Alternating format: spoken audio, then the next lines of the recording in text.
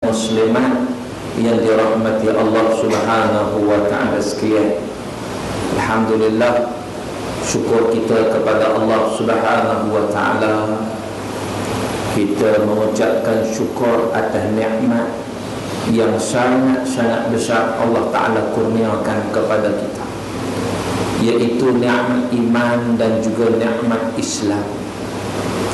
Dikala ada orang yang dia tak dapat nikmat ni, dapat nikmat pun kadang dia tidak mensyukuri nikmat ni. Kita alhamdulillah kita dapat nikmat Islam, nikmat iman, dan kita berusaha nak mengukuhkan kepahaman Islam kita, nak meningkatkan keimanan kita. Maka malam ni kita mula tahun baru, tuan-tuan. Kita mula tahun baru kita 1436 Hijrah. Kita mula dengan sunnah Rasulullah SAW. Alhamdulillah. Tahniah saya ucapkan kepada tuan-tuan yang hadir untuk mengimarahkan masjid malam ini. Tuan-tuan bertuah, tuan-tuan beruntung. Sebab bukan senang, tuan-tuan, kan? Bukan senang kita nak melapangkan waktu dan masa semata-mata nak duduk benak saja, duduk dalam masjid pula tu. Kadang-kadang orang tabligh syok tengok wrestling, atau tabligh syok tengok bola, atau tabligh syok duk sembang, minum-minum, makan-makan pun lagi syok. Tetapi tuan-tuan, bila mana Allah pilih kita untuk kita mula tahun baru 1436 Hijrah ini dengan menghidupkan sunnah Rasulullah SAW, maka ini merupakan satu petanda yang sangat-sangat baik. Ini merupakan satu nikmat yang sangat besar yang patut kita ucapkan alhamdulillah. Syukur kepada Allah Subhanahu wa ta'ala karena Allah pilih kita untuk kita memulakan hidup kita dengan cara yang terbaik. Mula tahun baru dengan cara yang terbaik, dengan mengingati Allah, menghidupkan sunnah Nabi SAW. Sebab kadang-kadang bila orang sebut sunnah, dia duk faham sunnah ni hanya perkara sunat. Bersugi sunnah, pakai sorban sunnah, kan? Pakai jubah sunnah, ya, sunnah yang sunat. Sedangkan sunnah yang wajib, ilmu itu sunnah yang wajib. Macam mana wajibnya kita salat, wajib juga kita tuntut ilmu. Kalau macam tu, kalau tak tuntut ilmu, hukumnya apa? Tak tuntut ilmu, hukumnya haram. Sebab wajib lawan haram. Kalau tinggal benda yang wajib, maknanya kita melakukan perkara yang haram. Wal'iyasubillah. Sebab itu ilmu benda yang wajib. Bahkan ilmu juga nak menentukan amalan kita tu betul ke tak betul. Al-ilmu imam al-amal. Ilmu pemimpin kepada amalan. Bila mana ada ilmu, kita kena beramal. Ada ilmu tak beramal. Sebab itu Al-Imam Al-Ghazali rahimahullah, dalam kitab kecil, ya, kitab tu nama dia Ayyuhal Walad, wahai anakku. Ada seorang anak murid Imam Ghazali, dia tulis surat kepada Imam Ghazali. Dia kata banyak manfaat setelah dia mengaji kepada Imam Ghazali ini, banyak manfaat yang dia peroleh, terutama dalam kitab Ihya Ulumuddin. Cuma dia tulis surat tu minta kalau boleh Imam Ghazali bagi tip-tip ringkas. Ihya tu besar, dia dah baca dah, dia dah mengaji dah, dia dah beramal dah. Kalau boleh dia kata bagi sikit tip-tip ringkas untuk dia lebih nak memahami, nak mengamalkan. Maka timbul satu surat yang ditulis oleh Imam Ghazali. Imam Ghazali balas balik surat anak murid dia, dibukukan buku kecil, nama dia Ayyuhal Walad, wahai anakku. Sebab apa? Sebab Imam Ghazali membahasakan kepada anak murid dia, wahai anakku. Antara perkara yang dipesan dalam surat tersebut panjang, tuan-tuan, antara benda yang Imam Ghazali pesan ialah bila mana menuntut ilmu, kena susuli dengan amalan. Dan Imam Ghazali buat pula satu perumpamaan. Dia kata macam ni, orang yang berilmu tapi tak beramal, dia akan menyebabkan ilmu yang dia belajar tak manfaat. Sebab tu kita doa, Allahumma inni as'aluka ilman nafi'an. Ya Allah, aku minta kepada kamu, aku mohon padamu ya Allah, ilmu yang bermanfaat. Ilmu yang bermanfaat ni makna ilmu tu boleh bawa kita kepada amalan, lebih kepada bertakwa kepada Allah Subhanahu wa taala. Tapi kalau ilmu belajar macam tengah kanan keluar tengah kiri, tak memberi manfaat kepada diri kita, waktu tu jadi macam mana? Imam Ghazali buat satu perumpamaan, seumpama seorang pemburu bawa senjata penuh di badan senjata ni, pemburu masuk hutan kan, masuk hutan bawa senjata. Bila sampai dalam hutan, dia bertemu dengan harimau, dengan singa. Tiba-tiba bila bertemu dengan harimau dan singa, dia tak menggunakan senjata yang dia bawa. Bila dia tak guna senjata yang dia bawa, apa jadi? Dia akan diterkam oleh harimau dan singa tersebut. Naya betul tuan-tuan. Jadi Imam Ghazali nak beritahu pada kita, itu perumpamaan orang yang ada ilmu ibarat ada senjata tadi, tapi tak beramal, tak guna senjata dia untuk lawan singa, untuk lawan harimau yang lautan itu. Itu perumpamaan orang yang belajar saja tapi tak beramal, kosong rugi. Bak kata pepatah Arab, al-ilmu bila amal kasyajar bila thamar. Ilmu tanpa amalan seumpama pokok tak ada buah. Tanam pokok waktan 15 tahun, daun yang ada menyemak buah satu mendadak lah. Dia kata, habis aku tebang tanam pokok lain kacau ke tak? Kan? Jadi makna dari situ tuan-tuan, kita mengaji dulu, mula-mula ilmu, baru amal. Jangan amal tanpa ilmu, tak boleh. Ilmu kemudian beramal. Sebab itu bila kita baca Fatihah tuan-tuan, kalau boleh kita hayati satu persatu surah Fatihah. Ada ujung dah, ghairul maghdubi alaihim waladdallin. Apa dia tu? Kita minta perlindungan Allah, tak mau jalan apa? Ada dua jalan yang kita tak mau. Mula-mula kita minta jalan yang lurus, ihdinas siratal mustaqim kan? Siratal ladzina an'amta alaihim. Okey. Ghairil maghdubi alaihim waladdallin.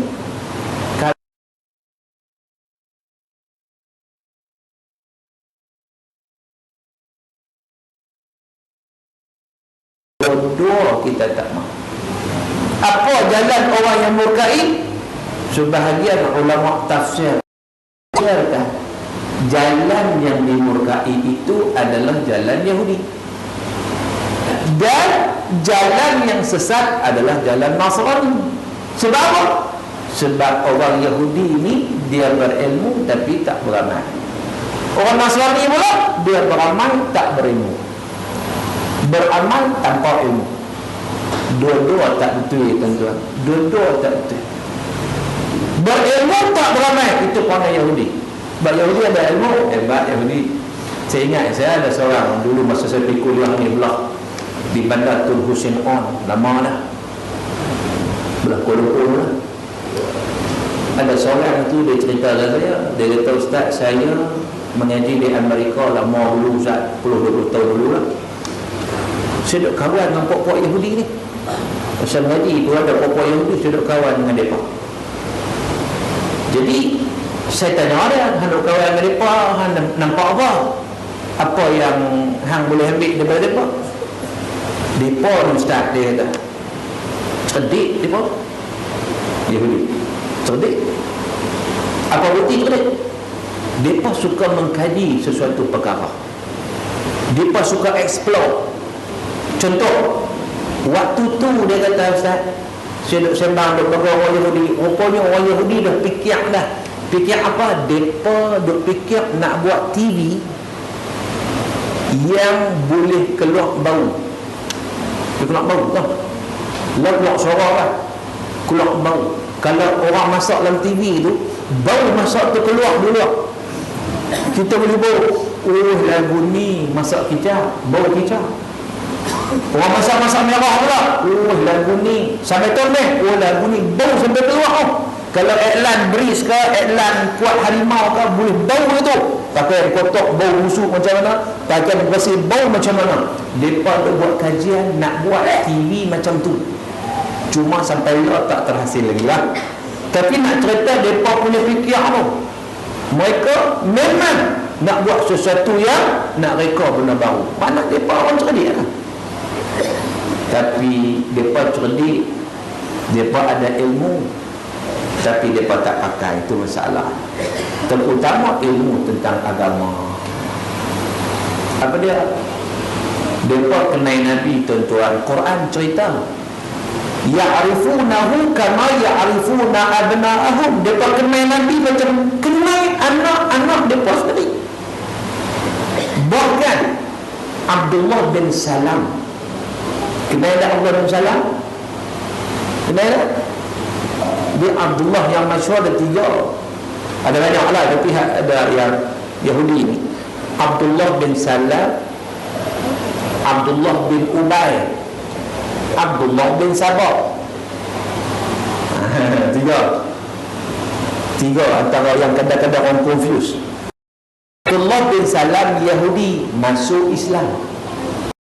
Abdullah bin Ubay bin Salul kepala munafik. Abdullah bin Sabah Yahudi berpura-pura masuk Islam lalu mengasaskan Syiah. Syiah itu main daripada segala. Abdullah bin Sabah tu nama-nama. Abdullah bin Salam dia asal Yahudi, tapi dia ni dia boleh menurunkan ego dia. Bila mana dia berdialog dengan Nabi SAW, dia tahu dia Nabi itu betul, dia kenal Nabi memang betul, disebut dalam kitab Taurat. Bahkan dia kata bahawa orang Yahudi ni dia kenal Nabi bukan macam dia kenal anak-anak, lebih lagi daripada anak-anak mereka. Sebab apa alasan Allah SAW sebut? Dia kata kadang-kadang anak-anak mereka ni mereka pun tak sure betul-betul ke anak mereka ke tak. Kukut bini mereka zaman dia hilang kan. Tapi kalau Nabi Muhammad memang sure, memang pasti dia pun tahu. Sebab satu-satu sifat Nabi disebut dalam kitab Taurat. Sebab itu Allah SAW dia masuk Islam. Bila dia masuk Islam, Nabi kata okeylah, panggil halal lah, kamu ni orang pendeta, maknanya Tok Syekh di kalangan Yahudi kan, panggil kawan-kawan kamu masuk Islam juga. Dia kata payah. Dia pun tahu payah, tapi tak apa, try dulu. Try macam mana? Nabi himpunkan pokok Yahudi ni. Masa tu Allah SAW nyuruh Nabi tanya mereka kepada pokok Yahudi, kamu kenal tak Allah SAW? Mereka semua pakai jawab, mana kami tak kenal. Tok guru kami, orang yang hebat, Tok Syekh kami. Lepas tu Nabi panggil Allah SAW. Allah SAW pun ucap 2 kalimat syahadah. Dia beritahu dia beriman. Dia ajak orang Yahudi jom beriman kepada Nabi SAW. Sebab inilah yang benar. Kita semua tahu. Apa Yahudi jawab? Lala tu juga. Dia kata, ya Muhammad ni pembohong di kalangan kami dia ni. Waktu tu juga memang pusing terus. Pasal apa? Keegoan mereka tu, ego bongkak sombong. Mereka kenal Nabi, mereka tahu Nabi benar, tapi mereka tak mau pakai. Itu masalah. Sebab tu orang yang ada ilmu kalau tak mau pakai, tak mau beramai, ulama kata macam pangai Yahudi. Dia tahu kebenaran, tapi dia tak pakai. Macam kita baca hadis akhir zaman. Hari ni orang pakai baca hadis akhir zaman berapa? Sudah tengok kebelakangan ni. Mungkin sebab banyak fitnah, banyak kan.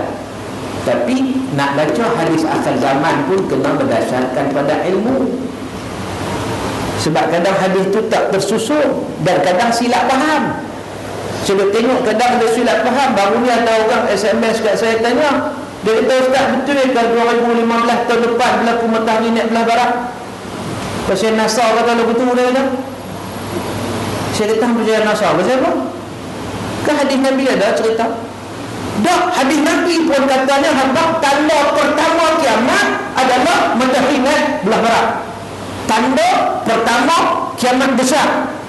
Tuan-tuan, baca hadis jangan baca atas, baca zahir aja. Kena baca dia punya syarah hadis. Ibn Hajar Al-Asqalani syarah hadis tersebut dalam Fathul Bari. Dia kata apa? Maksud hadis tu petanda kiamat yang besar yang pertama naik matahari sebelah barat adalah petanda yang pertama semasa nak berlakunya kehancuran cakrawala. Maknanya tanda-tanda besar itu pun dia ada step-step dia. Hak ni memang tanda awal, tapi tanda awal ke arah kemusnahan cakrawala. Sebab apa? Sebab lepas tu taubat dah tak diterima oleh Allah. Taubat habis dah, tak ada awal dah. Maknanya memang betul-betul lah dah. Sebelum itu ada tanda-tanda lain lagi. Mahdi, Dajjal, Al-Malhamah Kubra, turunnya Ya'juj Ma'juj. Sebelum tu lagi. Jadi berlaku dah semua ni? Berlaku dah ni? Dah lagi kan? So takkan 2015 bentar ni naik belah barat. Tengok situ. Sebab itu tuan-tuan kena mengaji betul-betul. Bukan pakai orang kata pakai tengok zahir macam tu je. Baca kitab yang ulama kawan bincang satu-satu. Sebab Nabi hampak dah semua tuan-tuan. Nabi hampak. Cuma kita nak kena faham ini pengkajian, menganalisis. Jangan kata telan saja dalam mengaji. Itu namanya mengaji. Orang tua dulu kadang mereka memang orang kata berhati-hati. Dia sebut perkataan pun dia kata mengaji yuk. Mengaji ni bukan cakap baca. Mengaji ni kita buat kajian, kita buat analisis ya. Kita dapat contohnya, dapat itu berita, kita tak pegang lagi. Ni musim awal tahun, akhir tahun, banyak berita kita dapat. Kalau pakat pegang belakang, saya dapat 2-3 dah SMS sampai ni, WhatsApp duk sampai berasak. Cerita pasal apa? Sesiapa yang memberitahu kepada rakannya tentang kedatangan bulan Muharram, maka jasadnya tak disentuh api neraka. Tu dia. Tenangnya kita pergi habaq kau, bulan Muharram sampai malam ni, bulan Muharram. Kita tak kena api neraka dah. Main mana tuan-tuan, benar? Bulan Mai berita jangan telah bulat-bulat. Ni jenis telah bulat-bulat. Saya tak ke orang pula, hantar sama, hantar sini. Akhirnya kita menyebarkan kepalsuan. Kita jadi ejen menyebarkan kepalsuan, sedangkan Allah Subhanahu wa taala menyatakan dalam Quran dalam surah Al-Hujurat, ya ayyuhalladzina amanu in ja'akum fasiqun binaba'in fatabayyanu. Tu katakan fatabayyanu, fatathabbatu. Bila datang satu berita kena cek dulu, kena periksa dulu. Sebab tu kalau kita tengok sebab nuzul ayat ni, kalau kita baca dalam surah Al-Hujurat, tentang saya surah Al-Hujurat saya dah bincang dalam tafsir di Aikim dah bilang. Sekarang ni tengah bincang surah Fussilat. Kalau siapa yang mengikuti dia pasal, siapa yang tak mengikuti dia tak masalah. Saya dah bincang dah ayat tu dah berapa bulan sebelum ni lah, sebelum surah Fussilat ni, surah Al-Hujurat cerita sebab nuzul, sebab turun ayat tu. Bagaimana ada satu kabilah Bani Mustaliq yang mana mereka itu masuk Islam, lalu mereka nak bayar zakat. Nabi hantar utusan pergi, tak ada jumpa lagi. Utusan tu nampak dia mereka ni kumpulan tu nak sambut dia, mai kat dia nak sambut, dia rasa macam sebab dia kabilah dia sebelum itu ada hubungan yang tak baik. Jadi dia ada sikit suuzon, mereka ni nak main tangkap aku ke apa. Dia terus balik bagi tahu Nabi, ya Rasulullah, mereka tu dah murtad, mereka nak bunuh saya. Satu berita datang tentang satu berita. Nabi buat apa? Nabi ambil tindakan, buat satu batalion tentera dipimpin oleh Khalid Al-Walid, hantar Khalid Al-Walid untuk pergi menyelesaikan masalah ni. Tapi Nabi kata apa? Jangan serang dulu, siasat dulu. Nanti kita tabayyan dulu, siasat dulu, cek dulu. Dan Khalid pun pergi dengan tentera nak tengok betul tak betul mereka murtad, betul tak betul mereka nak lawan kerajaan Islam pada waktu itu. Kalau mereka betul nak lawan, maka tindakan akan dikeluarkan. Tetapi Khalid Al-Walid mendengar pesan Nabi SAW, tidak terus menyerang dah. Dihantar perisik pergi tengok. Pergi tengok, dia kata siap dengan azan di perkampungan tersebut.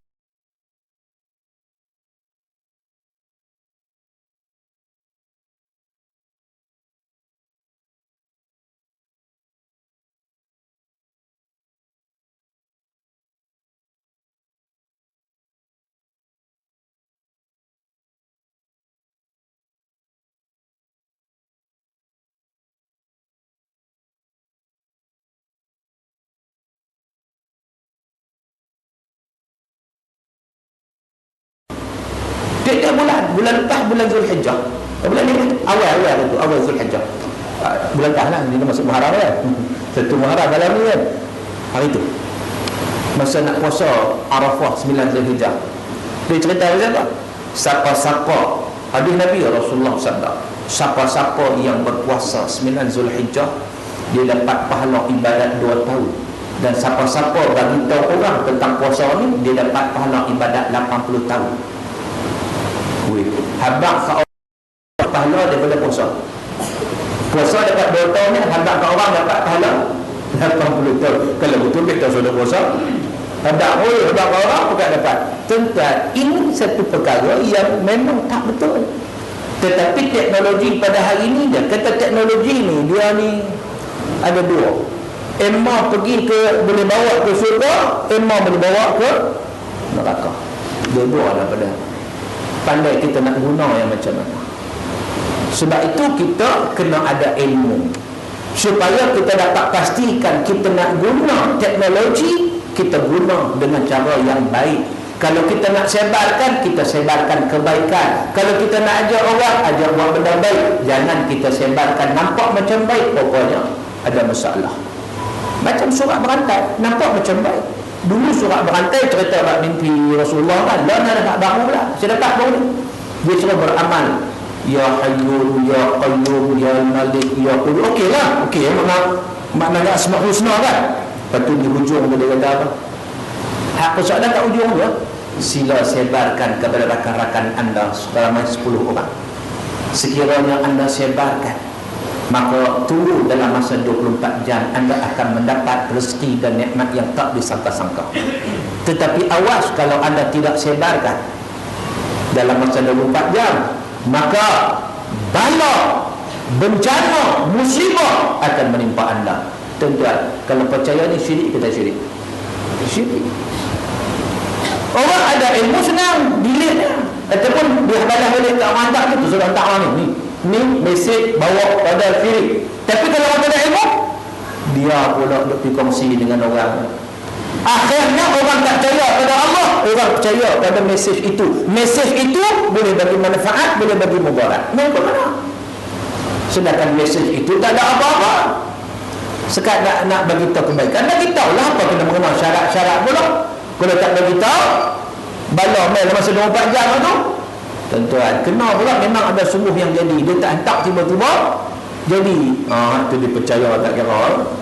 Macam saya ingat dulu pernah sekali ni tuan-tuan, saya dengan kawan ni daripada Penang PKR naik kereta. Bila naik kereta waktu tu, member dia orang masa nak balik KL, lintas ulat Tedung Selau. Ulat Tedung Selau. Saya nak break tak ada. Tinggi dah. Masa tinggi tu berasa gedung tu. Duduk dalam kereta kita angkat kaki, takut macam kena. Berasa macam nak kena. Angkat kaki-kaki tu, tengok belakang hilang. Kawan saya kata dia tweet, jom kita balik kita batal balik. Kita batalkan perjalanan ni. Kita nanti kita tengok waktu lain. Saya kata pasal apa? Orang tentu kata kalau belok lintas kalau ulat lintas, itu pertanda apa? Pertanda sial, akan berlaku malapetaka. Tuan-tuan dan rahmati Allah, saya kata tak payahlah kita berjalan percaya orang macam tu kan. Tak apalah nak ini cerita dah sampai ke Jelapang. Waktu tu Datul tak ada kat Jelapang kan. Waktu tu Datul saya duduk sembang dengan member dia kali masa nak bayar tu duduk beratok sikit beratok tu, tiba-tiba depan saya ada pickup. Waktu tu saya naik rantai kancil dulu kan, naik rantai kancil dia rendah sikit, pickup tinggi, duduk kali duduk sembang. Dia masa bayar tu dia berhenti, kita tak berasa, pergi seronok dia zoom sikit calak atas bonet tu kan. Jadi macam tu kawan saya pun kata, aku kata dah nak jadi kereta tu, aku kata dah tadi ni ulang indah. Tuan-tuan dan rahmat Allah, terpaksa pula kita explain kat dia. Terpaksa kita beritahu dia ini tak kena mengenal dengan ular tu lah. Dia nak jadi ni bukan kena mengenal dengan ular tu tak bersalah. Jangan pergi tuduh dia. Kesian kat dia. Ya. Dia tak nak kuasa apa. Dah nak jadi kebetulan. Nak jadi. Kita balik jadilah. Bukan kalau ular tak lintas pun jadi tetap jadi. Tapi jangan kita percaya benda-benda yang boleh bawa syirik kepada Allah Subhanahu Wa Taala. Sebab ular tak boleh bagi mudarat, tak boleh manfaat.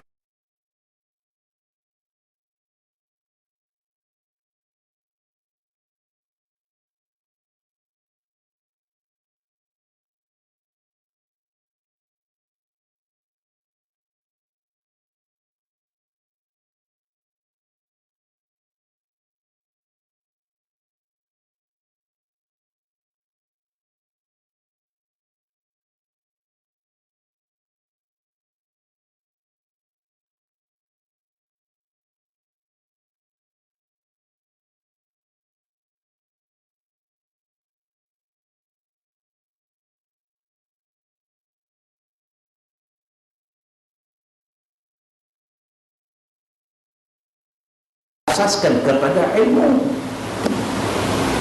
Sebab itu tuan-tuan kita bermula hijrah 1 Muharram 1436 hijrah ini mula dengan ilmu, dan kita nak pastikan lepas ni apa juga yang kita beramai mesti berasaskan kepada ilmu supaya kita tidak tersasar daripada kebenaran.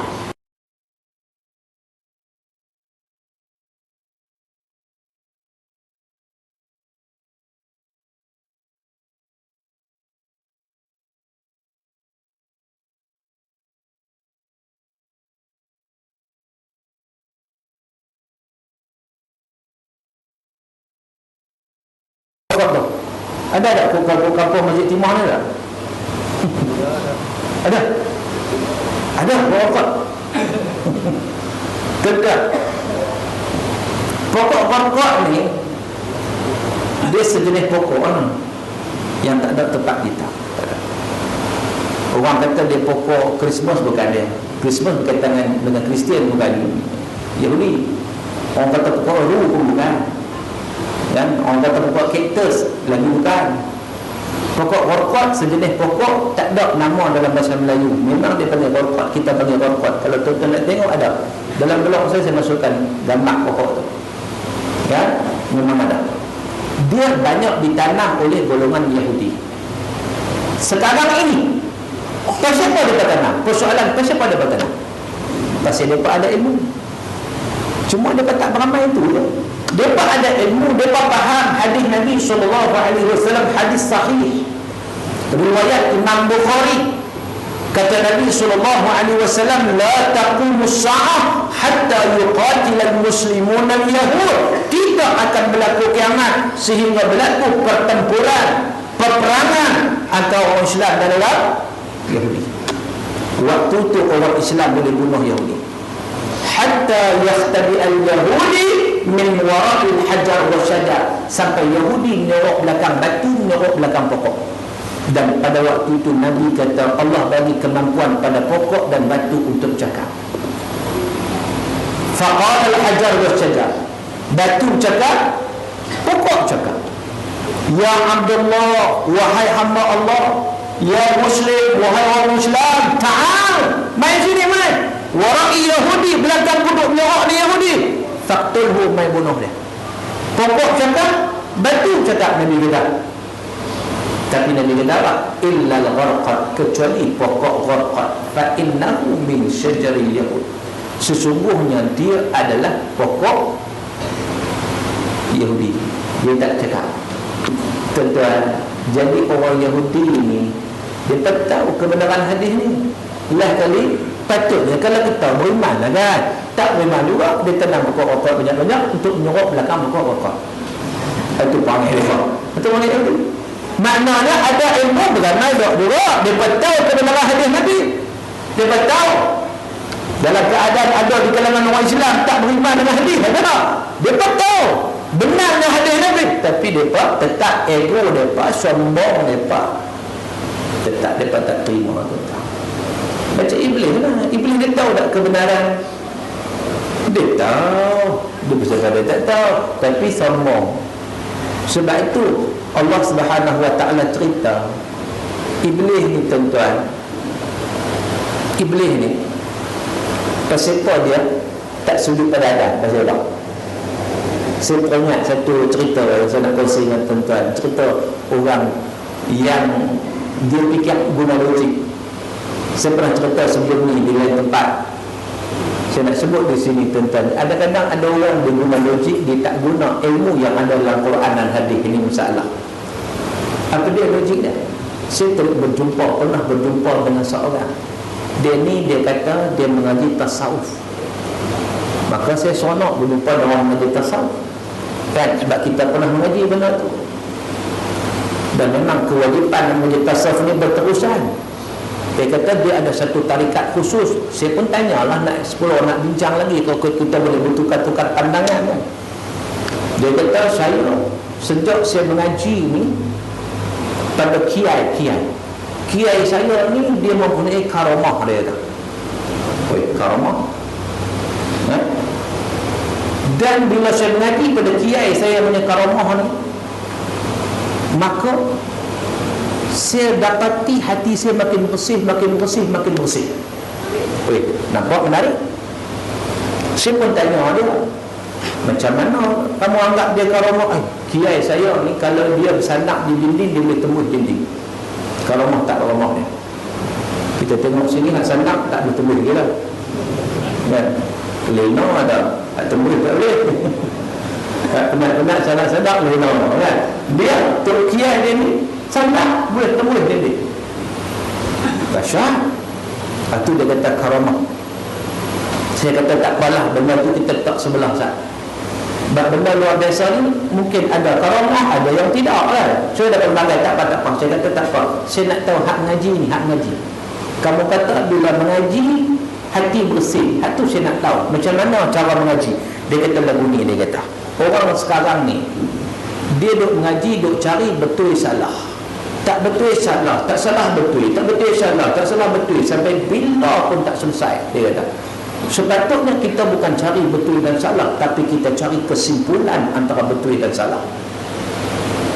Saya pun pening lah, apa dia nak ni? Saya kata saya tak faham lah. Cuba bagi contoh. Okey, contoh Iblis. Tiba-tiba Iblis tak sujud pada Adam, betul atau salah? Dia tanya.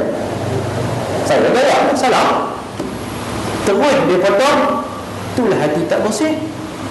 Kan saya sebut tadi, jangan cepat sebut salah, kena cari kesimpulan antara betul dan salah.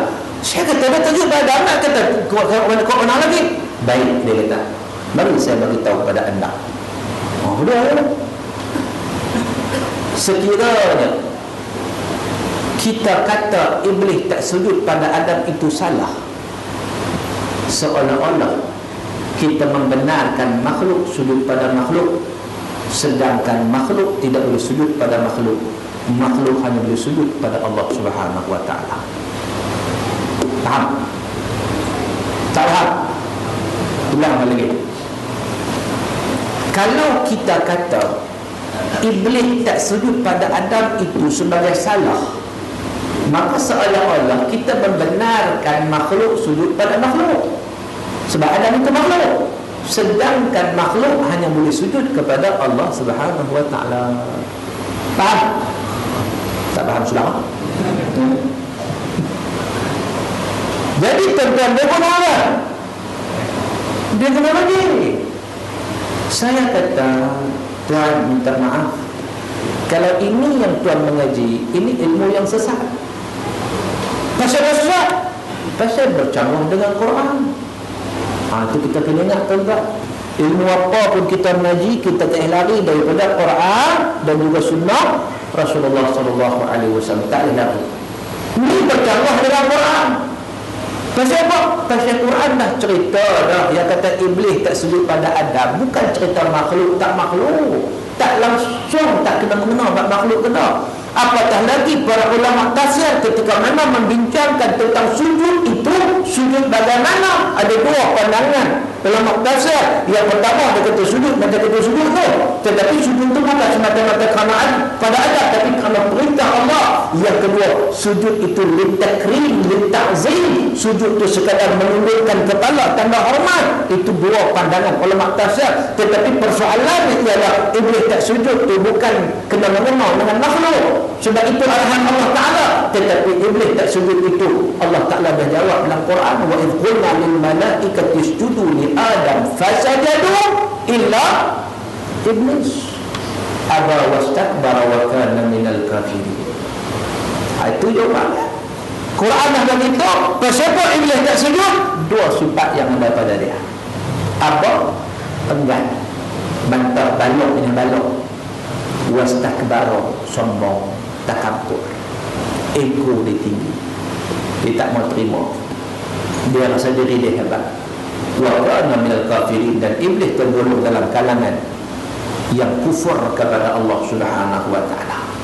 Jadi tuan-tuan, ego sombong ini yang berlaku pada Yahudi. Bukan dia tak tahu kebenaran, tapi ego sombong, dia tak mau terima. Macam tu juga kalau orang sombong dengan hukum Allah Taala. Pasal tak nak sombong dengan hukum Allah, itu peraturan Allah. Boleh nak kona ni tak mau terima juga. Dan orang kata riba tu haram, dia kona nak pergi boleh juga. Allah kata haram. Itu peraturan langsung daripada Allah Subhanahu wa taala. Judi haram, bukan nama apa pun, judi kebajikan ke, bukan nama apa pun, judi haram itu sama. Jadi tuan-tuan yang dirahmati Allah Ta'ala sekalian, ego sombong itu iblis. Itu orang Yahudi, orang berilmu tapi tak beramal. Walau dhalin, dan bukan golongan sesat. Siapa? Kata ulama tafsir, itu golongan Nasara. Sebab apa? Mereka beramal tanpa ilmu pun tak boleh. Nak pulun amalan, ilmu tak ada. Akhirnya kita buat sesuatu yang tak betul. Tuan-tuan, semayang pun orang confuse. Kalau tak ada ilmu, bab semayang. Sampai ada orang anggap semayang, kalau duduk tahiyat akhir, duduk iftirah. Duduk iftirah duduk mana? Duduk iftirah tu macam duduk tahiyat awal. Dia kata tak sah semayang. Ikut mana? Kalau kita baca rukun semayang, yang wajib duduk masa tahiyat akhir, duduk. Dalam mazhab Syafi'i, sunat duduk tawarruk. Kalau duduk sakit kaki, dia duduk iftirah. Asalkan duduk, dia bukan tahiyat sambil berdiri, dia tahiyat sambil duduk. Hatu ni kat wajib tu tentu. Dia duduk, kadang-kadang duduk iftirah sudah, duduk tawarruk sudah, kaki tu tak pacak masuk tawarruk, tak sah juga dia. Ada orang faham lagu tu. Maknanya kadang bab semayang pun tak clear, pun tak ada ilmu. Dalam kabut habis. Tu belum lagi saya pernah tengok ada seorang pakcik, dia main masjid, dia bawa kursi. Dia bawa kursi tentang, dia tak kursi, dia duduk atas kursi. Allahu Akbar, sembahyang maghrib duduk atas kursi daripada mula sampai habis. Macam mana kita nak kata? Tanya pakcik sakit. Pakcik tak larat. Pakcik boleh berjalan? Berjalan boleh, tapi tak boleh nak berdiri lama sikit, dia mula lengah. Itu pakcik sembahyang daripada duduk pada awal. Boleh ke tak boleh? Beramal bagus dah, main tiap-tiap waktu, 5 waktu, subuh sampai isyak tak berhenti. Tetapi bab hukum dia tak tahu. Nabi SAW dah habaq dah benda ni tuan-tuan. Ada hadis yang sahih daripada Imran bin Husain. Dia tanya Nabi SAW, dia kata, ya Rasulullah, wahai Rasulullah, kanat bi bawasir, aku dah menyakit puasa ni, nak mayang mana semua sakit. Nabi jawab apa? Salli qa'iman, salat berdiri. Sebab salat berdiri. Wa illam tastati' faqa'idan, kalau tak mampu berdiri baru duduk. Sekarang ni pakcik dia berdiri tak?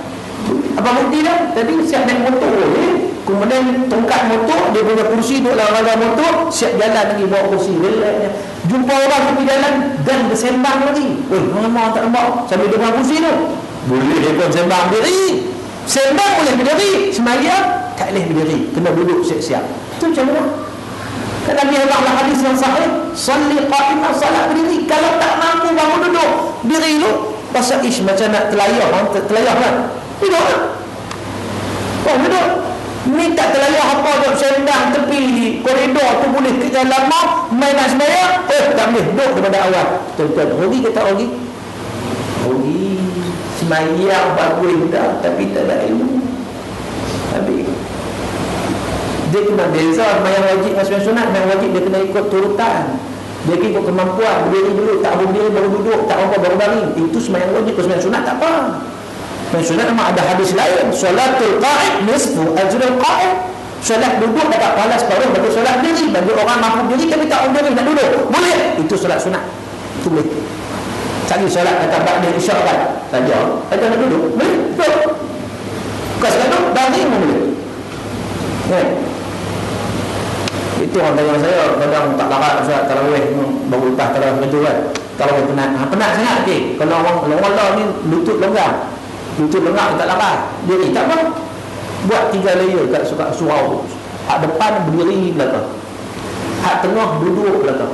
Hak belakang baring belakang. Nah, sunat tak pasal kan. Cuma pahala lah beza kan. Ada masuk nak tengok aku Nabi hak mana, hak berdiri kan? Hak first class ke, hak second class ke, hak third class ke. Nak masuk bahagian berdiri kan, duduk kan? Belakang. Tapi nak cerita tuan-tuan, kalau solat sunat tak apa, dia masih sah. Tapi solat wajib dah. Makna sampai ke amalan yang utama sembahyang kita pun kena ada ilmu. Sebab itu ilmu yang penting dalam kita bincang dalam bab hijrah ni tuan-tuan. Penghijrahan dari sudut keilmuan itu benda yang sangat penting dalam hidup kita. Supaya kita buat sesuatu berdasarkan kepada ilmu. Dan dengan ilmu juga kita tahu tadi. Ni kita baca tadi doa kan. Awal tahun, akhir tahun kan. Tu pun orang petikai. Orang kata bid'ah. Nabi tak nak buat lagi. Awak semua benda Nabi tak buat bid'ah lah. Okay? Macam tadi ada orang tanya saya, Ustaz bubuk syarah ke nak bubuk syarah? Sebelum orang nak bubuk syarah kan? Yang sunat puasa, itu tak khilaf. Asyura lah puasa. Bubuk syarah sebab ada 2 qaul. Satu qaul kata bid'ah, satu kata sunnah. Itu dia. Dan sunnah, nak kata sunnah pun Nabi tak makan bubuk syarah kan? Sahabat Nabi pun tak kena bawa suara. Saya kata dah Ustaz dia kata bukan sunnah jadi bid'ah. Kalau bawa suara bid'ah, roti canai lagi bid'ah. Roti canai juga tak ada zaman Nabi. Teh tarik pun bid'ah. Kopi jantan bid'ah. Kopi janda 2 kali bid'ah. Kan bid'ah juga. Tuan-tuan, konsep makanan kena faham kulu mimma fil ardi halalan thayyibah. Makan sesuatu atas muka bumi ini halal dan baik. Kalau bubuk suara itu halal, makanan baik, makan je lah. Tapi kalau bubuk suara itu campur dengan daging babi, daging khinzir, buah arwah Allah, haram makan. Itulah konsepnya. Dia tak kena mengenal dengan sunnah bid'ah, tak kena mengenal. Itu bab makan. Makan. Dia bergaduh tak habis tuan. Bab doa tuan. Bab doa kita faham ya.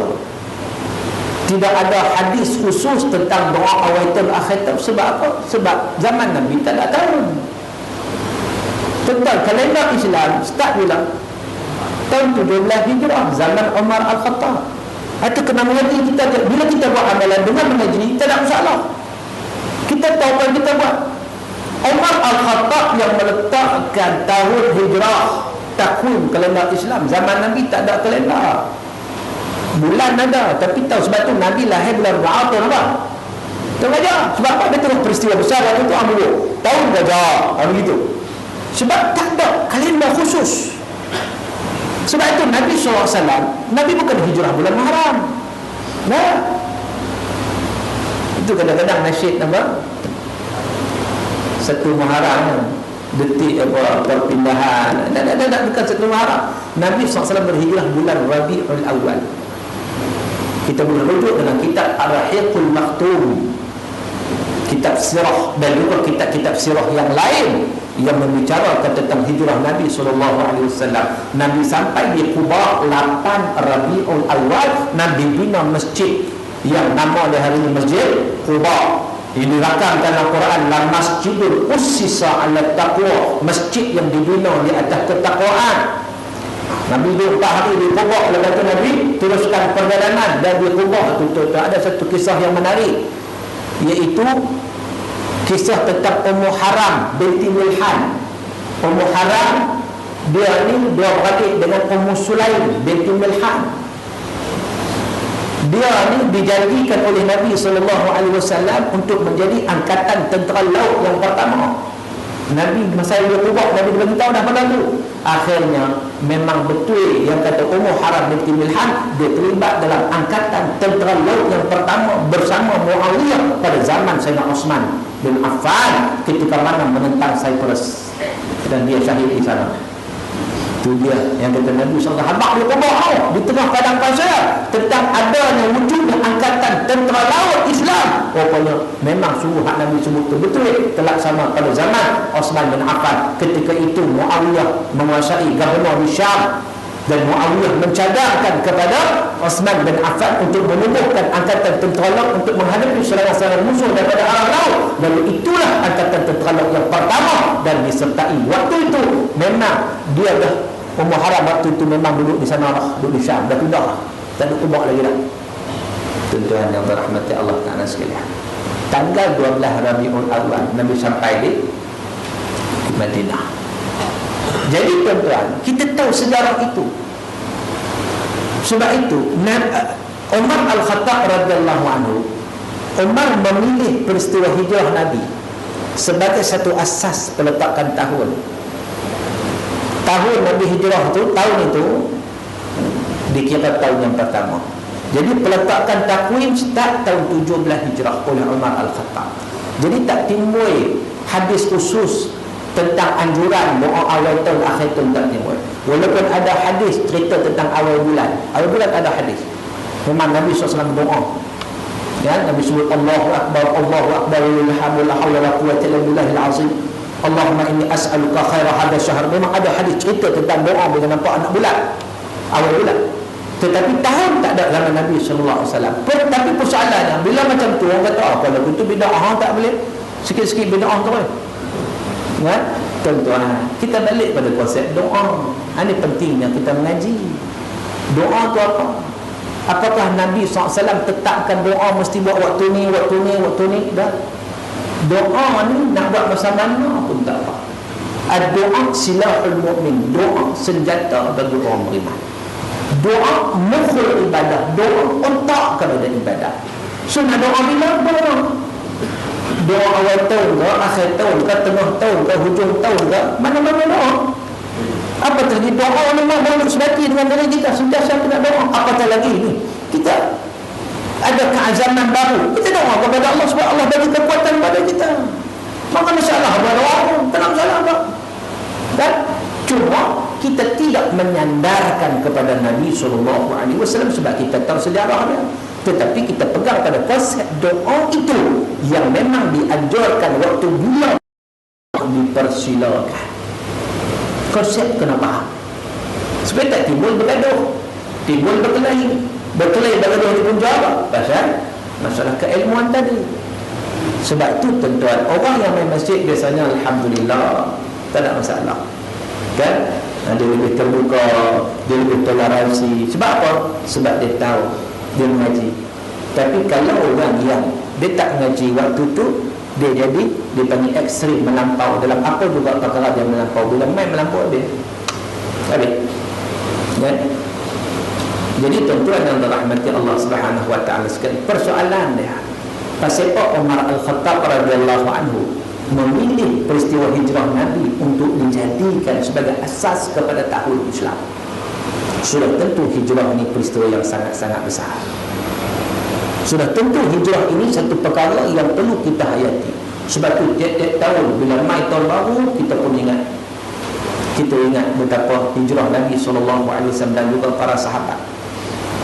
Yang mana kita tahu kronologi sirahnya, kita tahu. Kita bacalah kitab-kitab sirah macam mana strategi-strategi yang dilakukan oleh Nabi SAW untuk hijrah ke Madinah. Tetapi banyak benda-benda penting yang kita tengok, yang mana hijrah itu dilakukan kerana Allah dan Rasulnya. Sangat-sangat penting tentang kita buat sesuatu untuk mencari keredaan di sisi Allah Subhanahu wa taala. Itu penting. Sebab tu pada hari ini kadang-kadang kita perlu nilai diri kita. Kita buat sesuatu tu nak dapat redha orang ke redha Allah. Itu penting. Kalau nak dapat redha orang, sampai bila kita takkan dapat. Tapi kalau kita nak dapat redha Allah, kita boleh dapat. Kita boleh pilih dua. Nak dapat redha manusia apa? Redha Allah Ta'ala. Redha manusia, saja orang kata apa pula. Kan? Dia dah kira sekali kalau kita buat ni orang kata apa. Orang ni tuan-tuan, sampai bila pun dia takkan berhenti kata. Sebagai contohnya, dalam satu kisah yang masyhur, yang tuan-tuan kental, ayah anak keldai. Tahu kata tu kan? Ayah satu hari dia naik keldai, anak dia berjalan. Lalu di sekumpulan orang, bila orang tengok, orang kutuk ayah ni. Apa ayah? Memang langsung dia seorang naik keldai, naik kenderaan. Anak dia biar berjalan. Bila ayah dengar, dia tak selesa. Dia pun tukar. Dia bagi anak dia naik keldai, dia berjalan. Lalu di sekumpulan orang, bila orang tengok, orang kutuk pula anak derhaka. Dia naik keldai senang-senang, dia biar ayah dia berjalan. Pula dah ayah dia fikir beginilah, tukar pula. Kita dua orang naik keldai. Ayah naik keldai, anak pun naik keldai. Lalu di sekumpulan orang, bila orang tengok, orang kutuk lagi. Dua orang ni langsung tak ada hati perut, tak kesian langsung kat keldai tu. Dah lah dua orang obesity, kan? Besar-besar tu tercungak keldai tu, tak kesian, tak ada rahmat pada penentang lah. Kan? Pula dah. Jadi si ayah ni dia kata ginilah, kita ambil keputusan, kita berjalan belakang. Keldai berjalan, anak berjalan, ayah berjalan. Lalu di sekumpulan orang, bila orang tengok, orang kata family ni bodoh sungguh, ada keldai tak pernah berjalan, berapa dah ada keldai, nah pula dah, tak betul lah. Jadi nak cerita nak buat apa lagi tu kan? Nak buat apa lagi? Kalau kita nak cari keredaan manusia, kita tidak akan dapat. Tapi kita ingat, kalau kita nak cari keredaan Allah Subhanahu wa taala, kita akan dapat. فَمَنْ كَانَتْ هِجْرَتُهُ إِلَى اللَّهِ وَرَسُولِهِ فَهِجْرَتُهُ إِلَى اللَّهِ وَرَسُولِهِ وَمَنْ كَانَتْ هِجْرَتُهُ لِدُنْيَا يُصِيبُهَا أَوْ امْرَأَةٍ يَنْكِحُهَا فَهِجْرَتُهُ إِلَى مَا هَاجَرَ إِلَيْهِ صدق Rasulullah sallallahu alaihi wasallam. Sesiapa yang hijrahnya karena Allah dan Rasul, dia akan dapat ganjaran karena Allah dan Rasul. Tapi siapa yang hijrah karena wanita, hijrah karena dunia, dia akan dapat yang tu je. Kan? Sebab itu tuan-tuan, dalam konsep hijrah kita tahu Nabi SAW hijrah untuk menegakkan sebuah kerajaan Islam di Madinah Munawwarah. Sebab itu dalam hidup kita fikir ada intention, keinginan nak kepada masyarakat Islam dan negara Islam. Kita bersambut hijrah tiap-tiap tahun lah. Tapi ada dalam hati kita teringin macam apa yang Nabi buat. Nabi hijrah tu dengan menubuhkan apa?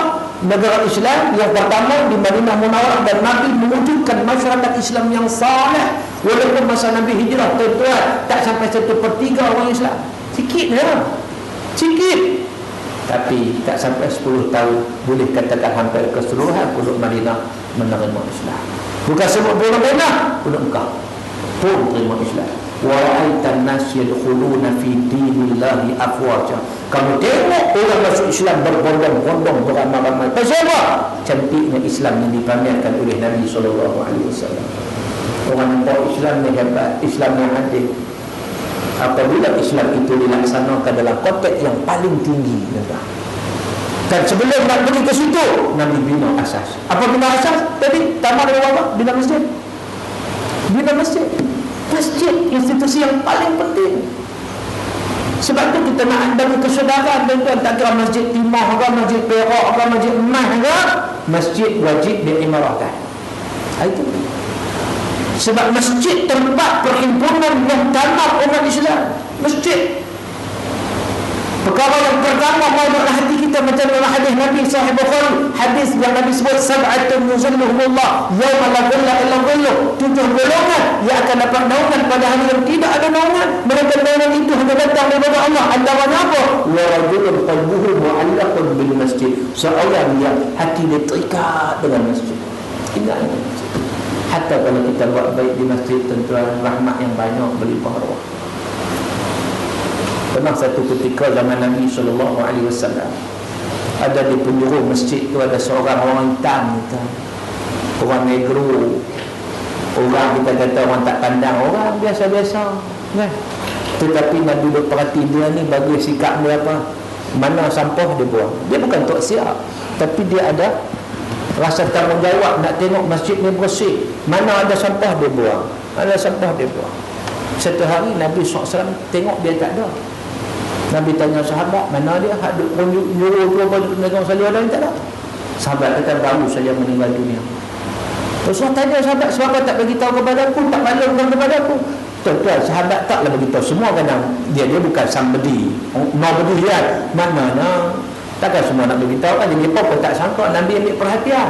Nabi tanya, kalau dia baru dikebumikan, di mana kuburnya? Di mana kuburnya?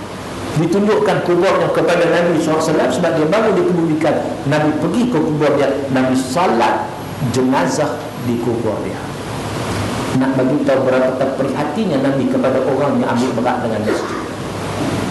Sebab itu tuan-tuan, kalau kita mengimarahkan masjid, masjid tempat pertama yang patut kita betul-betul imarah. Zaman Nabi nak banding masjid kita hebat lagi. Nak banding masjid Timur dengan masjid zaman Nabi, masjid mana ada air? Masjid Timur hebat lagi. Masjid Nabi mana ada kapal? Tak ada. Sebab tu bila semayang sujud tuan-tuan lekat ni, pasiak-pasiak ni, kadang panas sahabat, panas ni basah. Pasal apa? Pasal bumbu lepas tanah, mana ada siling? Tak ada. Kipas dia sekali, kipas original mana ada kan. Tetapi masjid Nabi sangat-sangat makmur. Sebab itu memakmurkan masjid itu satu kewajiban. Dan alhamdulillah tuan-tuan, bila mana usaha ke arah memakmurkan masjid itu dilakukan dengan berterusan, kita akan dapat itu ke arah nak mewujudkan masyarakat Islam yang terbaik. Dan Nabi SAW juga buat apa? Nabi mempersaudarakan antara orang Islam. Subhanallah. Sebab kekuatan umat Islam ada pada persaudaraannya. Innamal mu'minuna ikhwah, orang beriman itu bersaudara. Tuan-tuan, sampai ke tahap kalau kita baca sejarah terkejut kita. Contoh, Sa'ad bin Rabi' al-Ansari dipersaudarakan dengan Abdurrahman bin Auf. Sampai ke tahap kasih sayang persaudaraan itu benar-benar kerana Allah. Maka Sa'ad bin Rabi' al-Ansari orang kaya di Madinah. Waktu itu Abdurrahman bin Auf ni dia selai sepinggang, tak ada apa. Sa'ad bin Rabi' al-Ansari menawarkan sebahagian harta dia untuk Abdurrahman bin Auf. Bukan sekadar menawarkan sebagian harta dia menawarkan salah seorang bini dia untuk dikahwini oleh Abdurrahman bin Auf. Kata boleh gandang lagi, tawar bini ni. Tapi ikhlas semua-semua. Tetapi kata Abdurrahman bin Auf pun, mana dia pun tak ambil kesempatan. Dia tahu keikhlasan sahabat dia, tetapi dia usaha lepas tu dia menegur. Jadilah sampai dia seorang ditawar. Tapi nak cerita hubungan ukhuwah yang sangat hebat, hingga diriwayatkan, diceritakan sahabat dengan sahabat ni kalau teringat kawan ni, teringat dia buat apa? Katakan kita teringat berapa 9 teringat kawan, pergi rumah dia, ketuk, Assalamualaikum. Waalaikumsalam. Nah babak nak masuk? Tak masuk lah. Buat apa? Saja nak bang, ana uhibbuka fillah, aku sayang kepada kamu kerana Allah. Tuan-tuan, kita boleh buat tak? Buat lagu tu orang kata hang demam lah, kalau sakit pun tak hospital kan. Kita buat lagu tu orang kata buat tabiat lah kan. Tapi nak cerita ni, hubungan sahabat dengan sahabat ni begitu akrab, sehingga sayang kepada sahabat ni lillahi ta'ala, bukan kerana apa-apa, bukan kerana dunia, bukan kerana pangkat, bukan kerana kedudukan, kerana Allah Subhanahu wa ta'ala. maka di situ ada nikmatnya. Sebab itu tuan-tuan, kekuatan ukhuwah ini memberi kemenangan pada umat Islam dalam siri peperangan menentang musuh-musuh Islam pada zaman Nabi SAW. Kita baca perang Badar 313 lawan 1000. Senjata tak ada, apa tak ada, kekuatan ukhuwah, kekuatan keimanan, akidah. Peperangan Mu'tah, tuan-tuan. Peperangan Mu'tah, umat Islam berapa ribu? 3,000. Musuh berapa ribu? Musuh berapa ribu? Mu'tah 200,000. 200,000. Perang Mu'tah, sahabat 3,000, lawan 200,000. Adat kata menang ke kalah? Adat kita kata lah 3,000 lawan 200,000. Maknanya 3 orang 200 orang kepung. 200 orang kepung 3 orang, luku kepala sama sekali mati. Adat kata. Tetapi tuan-tuan, dalam peperangan Mu'tah, walaupun sahabat-sahabat besar gugur syahid macam Zaid bin Harithah, Ja'far bin Abi Talib, Abdullah bin Rawahah, tetapi dalam peperangan tersebut umat Islam mencapai kejayaan dan kemenangan. Sebab apa? Iman dan juga ukhuwah yang ada di kalangan mereka. Dan ini yang diasaskan oleh Nabi SAW ketika mana Nabi berhijrah ke Madinah. Sebab itu tuan-tuan, kalau kita nak tiru Nabi, kalau kita nak mencontohi Rasulullah, kalau kita nak berhijrah macam apa yang Nabi buat, maka kita kena berdamai. Kalau ada salah silap apa semua, kita bermaaf-maafan. Bukan tunggu raya baru nak minta maaf. Bukan tunggu raya kan? Kita bina kekuatan, kita bina ukhuwah antara satu sama lain, maka waktu itu kita ada kekuatan, insya-Allah. Dan tuan-tuan, bila kita ada kekuatan, kita akan saling menasihati ke arah kebaikan. Dan kita berwaspada dengan tipu daya musuh. Musuh kita main daripada pelbagai arah. Yang orang buat apa? 4S. Apa ya? 4S. Set, squat, smoke. Orang cerita lama dah benda tu. Tapi sungguh itu antara musuh kita. Seks, zinaan. Banyak berlaku hari ini. Sudah kena jaga benar. Song, hiburan yang melampaui batas, yang melalaikan. Banyak dalam rumah kita pun. Sport, sukan bagus. Nak ni, tapi lah ni sukan dicemari dengan benda haram, dengan tak tahu aurat dia, dengan judi dia, dengan macam-macam. Semua ni ramai. Semua ni, Allah, orang masjid, duduk dalam masjid dia merokok. Ada merokok di sini? Ada tak? Tak ada. Lah tak ada, orang keluar dulu. Lah dalam masjid tak ada, keluar.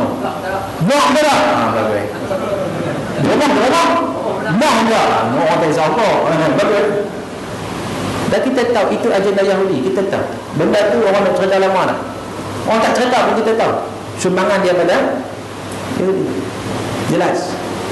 Dia suruh halal haram pun kita tahu benda tu haram. Macam contoh kebangsaan tahun 1995 negara kita haram. Tak ada dalam halal, tak ada. Rokok halal tak ada.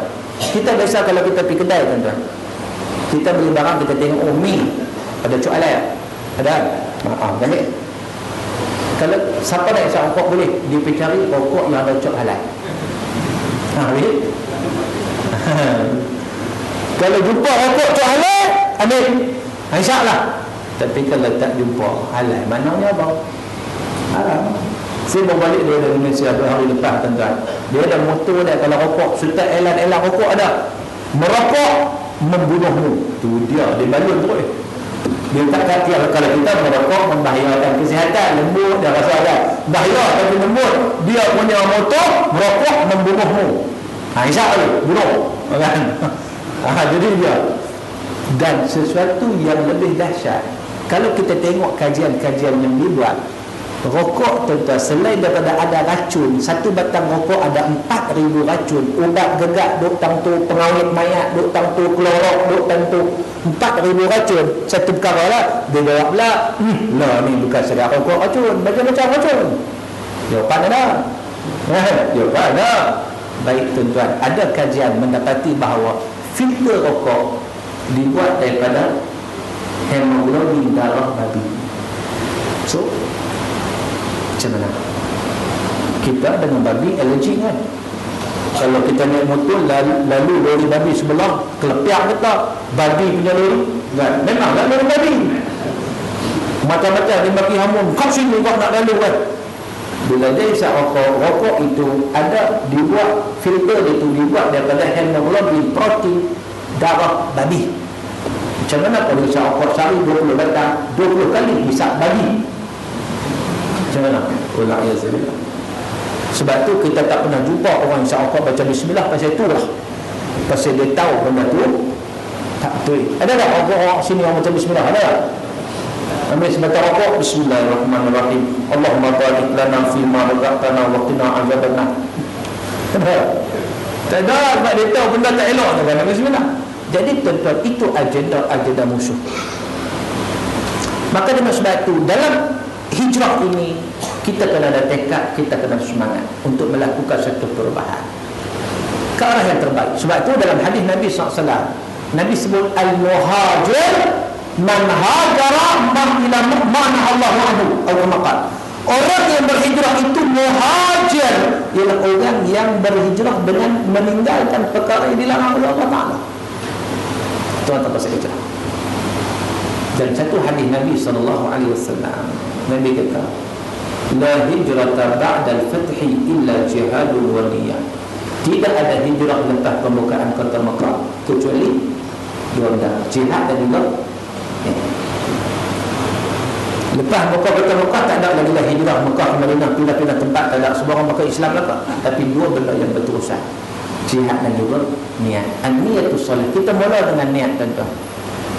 Niat yang baik akan menghasilkan perbuatan yang baik. Sebab tu Nabi kata innamal a'malu binniyat.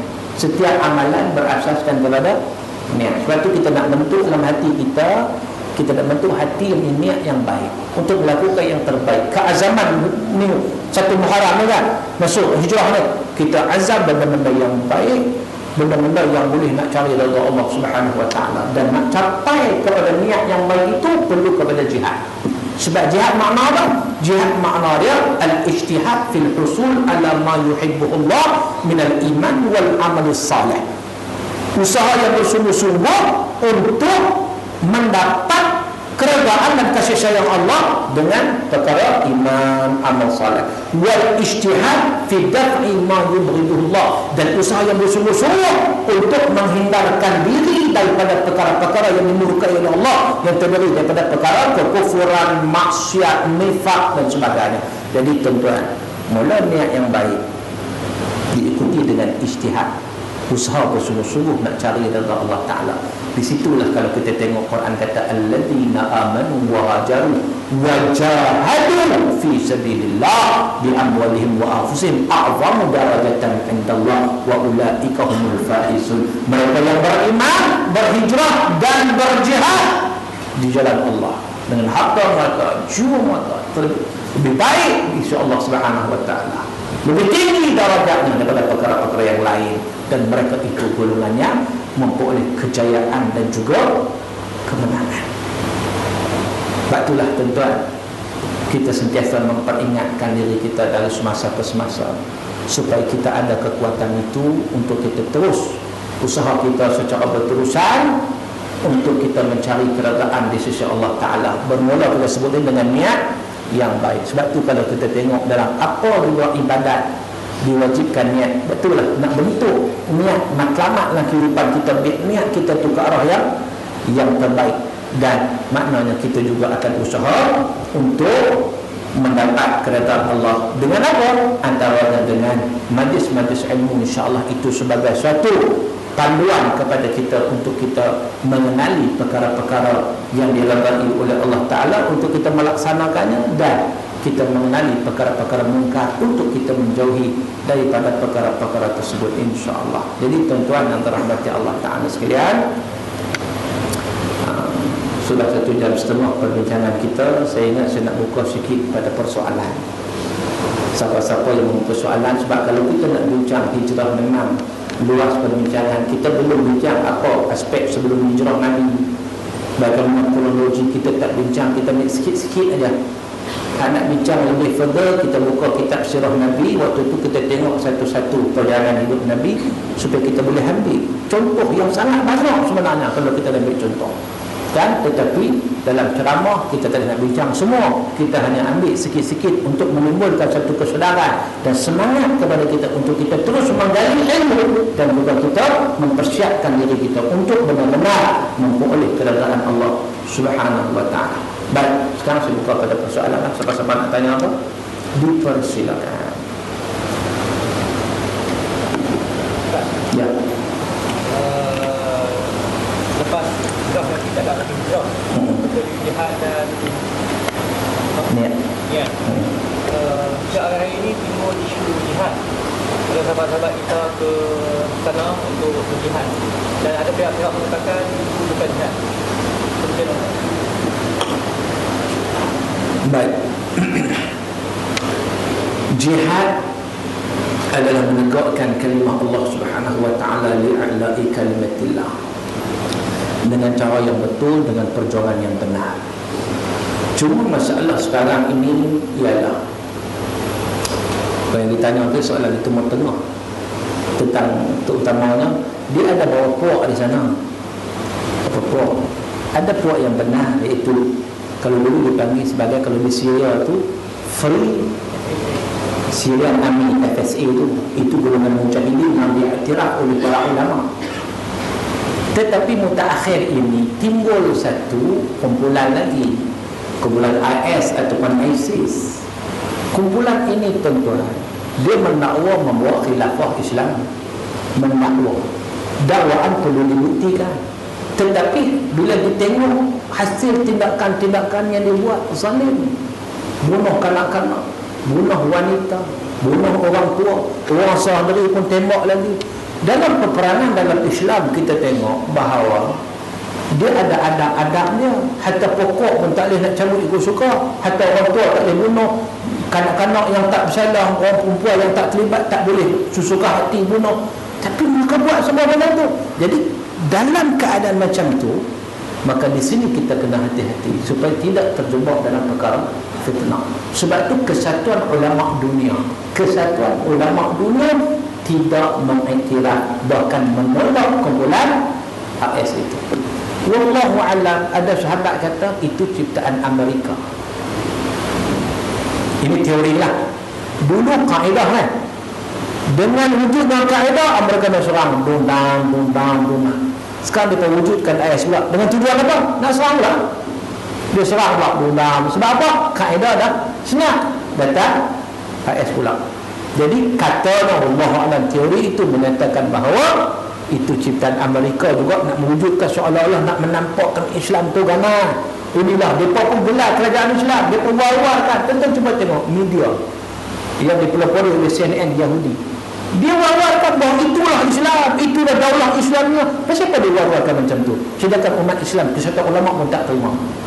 Patutnya tak bolehlah mendakwa kerajaan Islam apabila kesatuan ulama dunia tak terima, orang Islam tak terima, daripada dakwa diterima sebagai satu term yang dimasukkan dalam media dan sebagainya. Maka ini juga kita lempak satu peperangan terhadap umat Islam sebenarnya. Sebab tu saya kata umat Islam menghadapi peperangan daripada pelbagai sudut. Bukan setakat tembak peluru je, tetapi peperangan pemikiran, racun-racun pemikiran tu belum lagi. Bagaimana kehidupan yang mengikut cara hidup Yahudi dan Nasara, hak tu lagi kita tak sedar.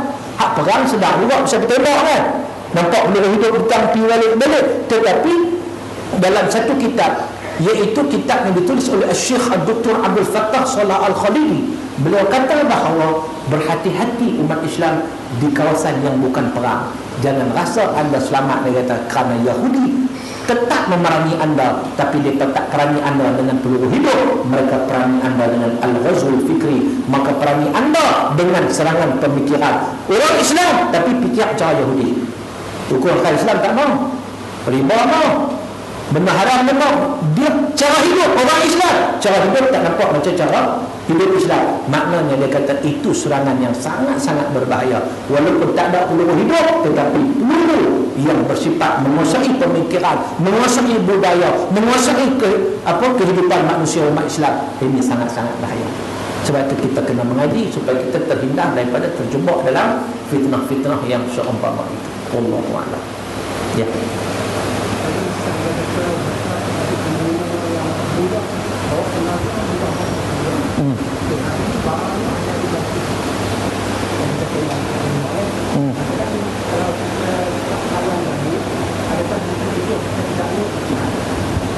Tak lawan balik.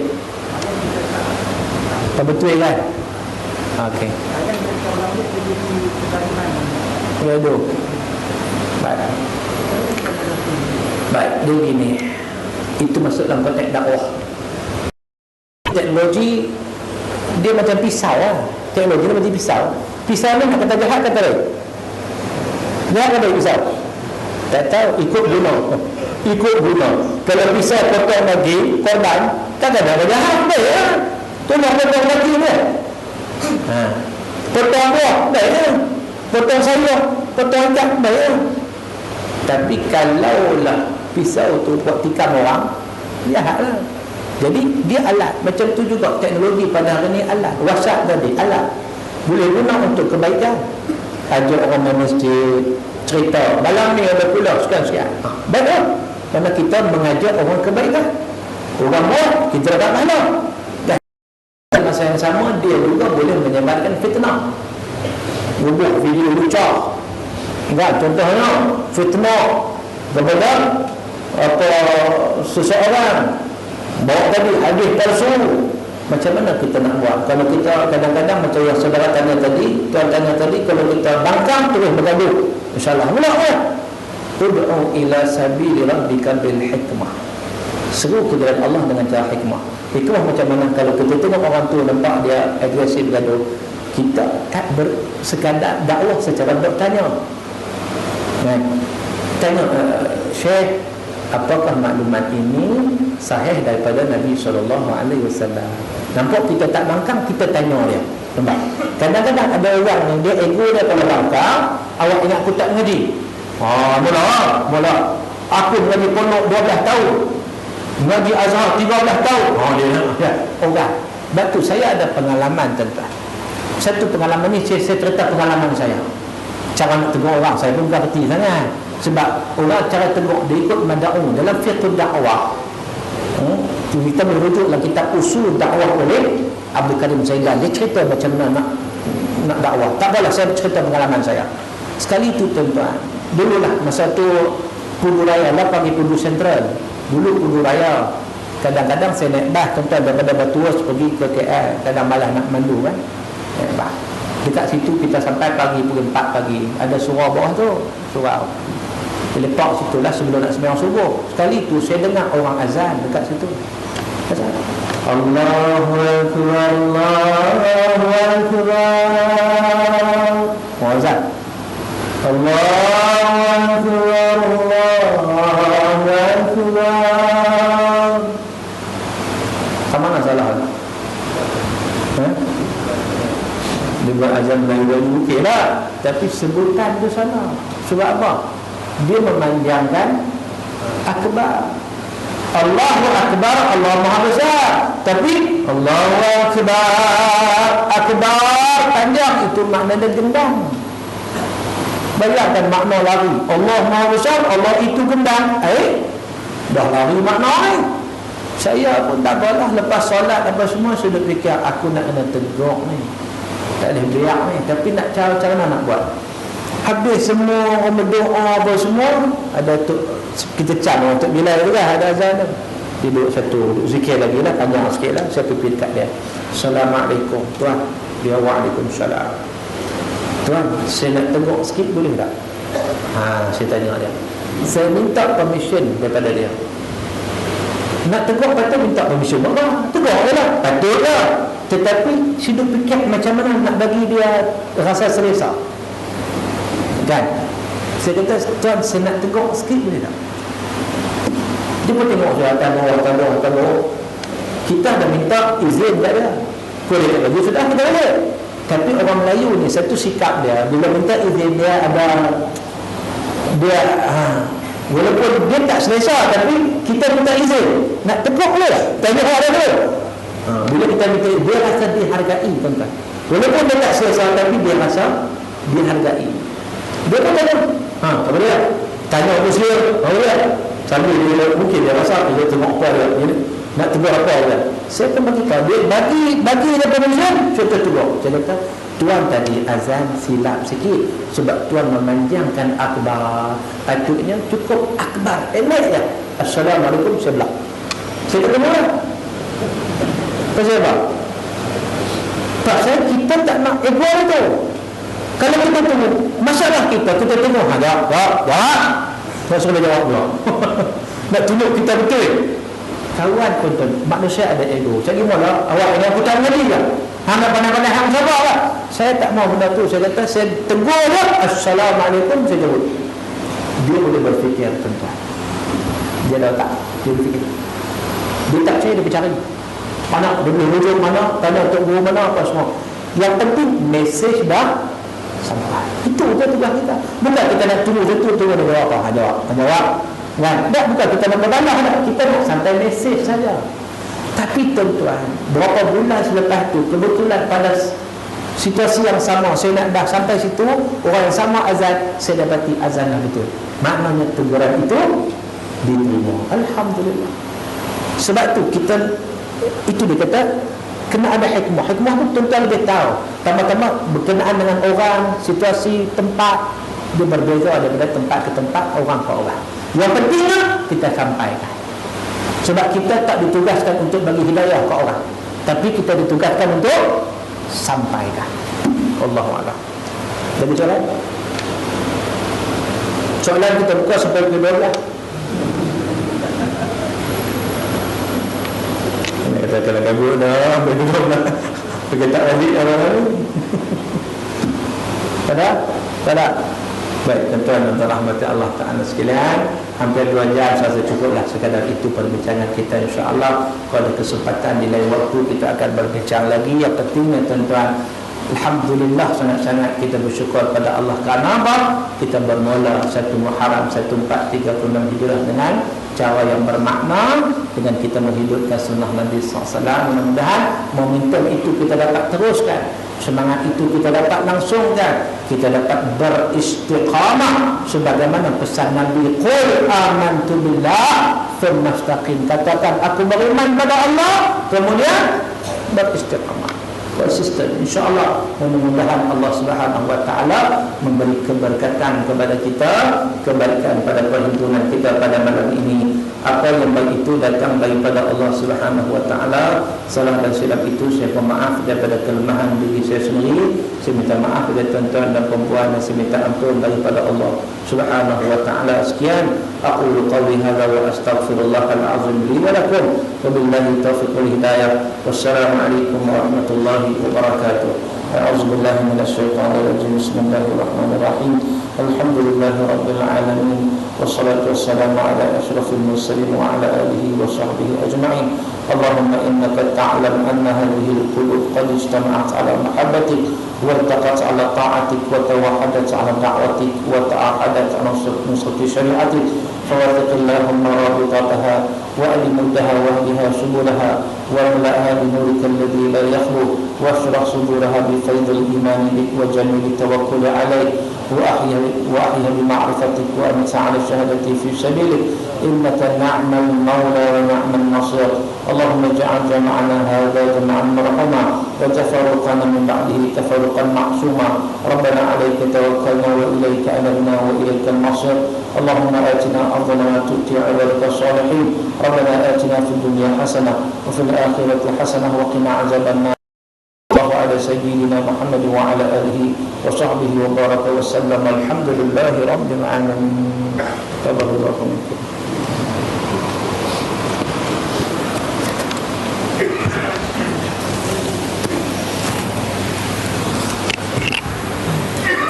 Alhamdulillah, syukur kita kepada Allah Taala dapat sempurnakan dan dikatakan